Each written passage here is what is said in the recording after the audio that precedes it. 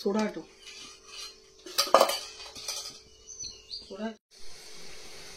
கடுகு பருது காட்டிடலாம். வெங்காயம், பூண்டு, வரமிளகா, கருவேப்பிலை.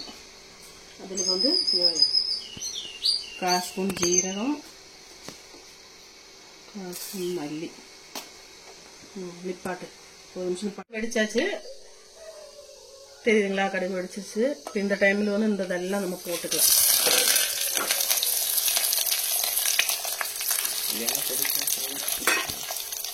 ஃபர்ஸ்ட் சமைக்கிறவங்கெல்லாம் கொஞ்சம் தண்ணி வந்து செஞ்சுக்குங்க. பாருங்க, இந்த மாதிரி வணக்கிடலாம். நான் வந்து இப்போ பெரிய வெங்காயம் தான் எடுத்துருக்கு. நீங்கள் சின்ன வெங்காயம் எடுத்துனா அந்த டேஸ்ட் நல்லா இருக்கும். இந்த குழம்புக்கு, தோசை, இட்லிக்கெல்லாம் இந்த சட்னி நல்லா இருக்கும்.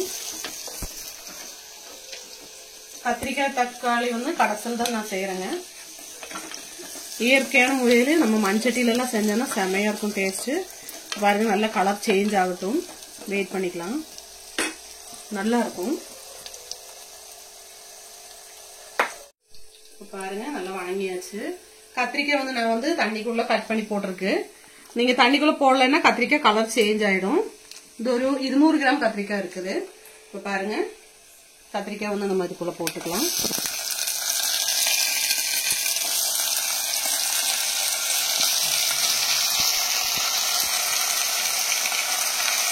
தக்காளி நான் வந்து பொடிப்பொடியா கட் பண்ணி வச்சிருக்கேன். இந்த மாதிரி சின்ன சின்னதா கட் பண்ணி வச்சிருக்கு. நீங்க பழுத்த தக்காளி கிடைச்சா நல்லா டேஸ்டியா இருக்கும். பாருங்க, இந்த மாதிரி அதுவும் இதுக்குள்ள நம்ம மிக்ஸ் பண்ணிக்கலாம்.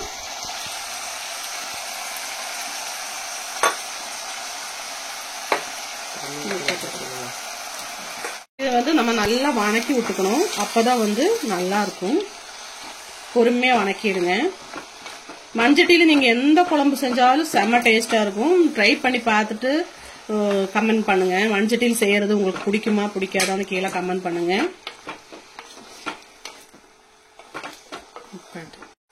பாருங்க, இது வணக்கி விட்டாச்சு. இந்த டைம்ல வந்து நம்ம வந்து மல்லித்தூள் வந்து பாருங்க, ஒரு 1/2 ஸ்பூன் மல்லித்தூள், 1/4 ஸ்பூன் மஞ்சத்தூள், காரத்துக்கு நம்ம மிளகாத்தூள் சேர்த்திக்கலாம். அதுக்கப்புறம் வந்து நமக்கு மெயினா தேவை வந்து பெருங்காய தூள் தாங்க. பாருங்க, இது ஒரு 1/2 ஸ்பூன் அதுவும் சேர்த்திக்கலாம். இந்த டைம்ல நீங்க வந்து கத்திரிக்காய்க்கு தேவையான அளவு உப்பு, நான் வந்து இதுல ஒரு 1/2 ஸ்பூன் உப்பு போடுறேங்க.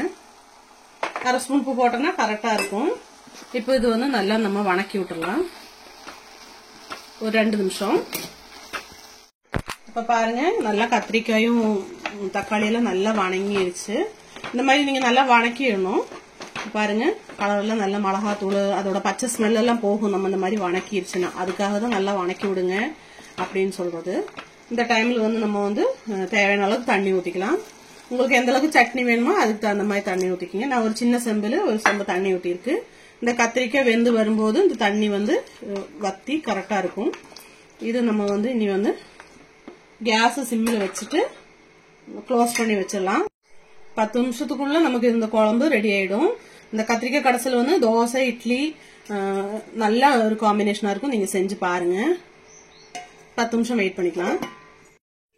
கத்திரிக்காய் வெந்ததுமே ஒரு 5 நிமிஷம் 10 நிமிஷம் ஆனதுமே கத்திரிக்காய் வெந்துருச்சு. இந்த டைமில் வந்து கொஞ்சம் புளி வந்து நம்ம இதுக்குள்ளே மிக்ஸ் பண்ணிக்கலாம்.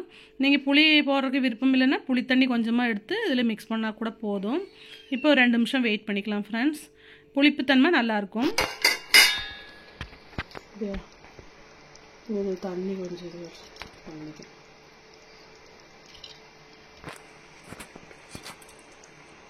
இந்த தண்ணியெல்லாம் நம்ம வந்து எடுத்துக்கலாம்.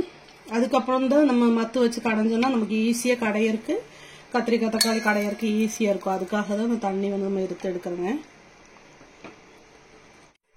இப்போ பாருங்க, தண்ணி பூரா நம்ம எடுத்து ஒரு பாத்திரத்துலேயே மாற்றியாச்சு.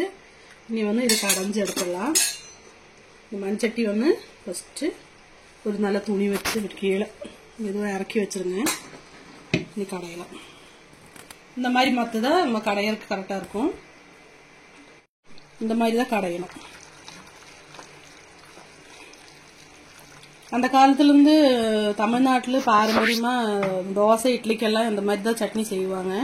உங்க வீட்ல இந்த சட்னி பிடிச்சி தோசை செய்யும் போது இந்த மாதிரி சட்னி செஞ்சோம்னா பிடிக்கிறவங்க எத்தனை பேர் இருக்குன்னு கீழே பிடிச்சிருந்தோன்னா அந்த சட்னி பிடிச்சிருந்தா கண்டிப்பா கமெண்ட் பண்ணுங்க.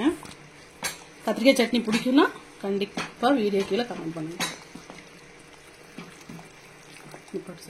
பாருங்க சட்னி நல்லா கடைஞ்சாச்சு. இப்போ இந்த டைம்ல வந்து நம்ம இந்த இருத்து வச்ச இந்த கிரேவி இதுக்குள்ள மிக்ஸ் பண்ணிக்கலாம்.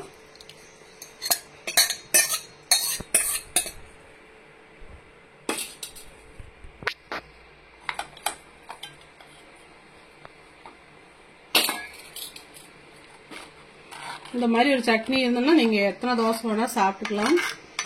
வீடியோ பிடிச்சுன்னா கண்டிப்பா வீடியோ கமெண்ட் பண்ணுங்க, சப்ஸ்கிரைப் பண்ணுங்க, சப்போர்ட் பண்ணுங்க ஃப்ரெண்ட்ஸ். கத்திரிக்காய் சட்னி ரெடி.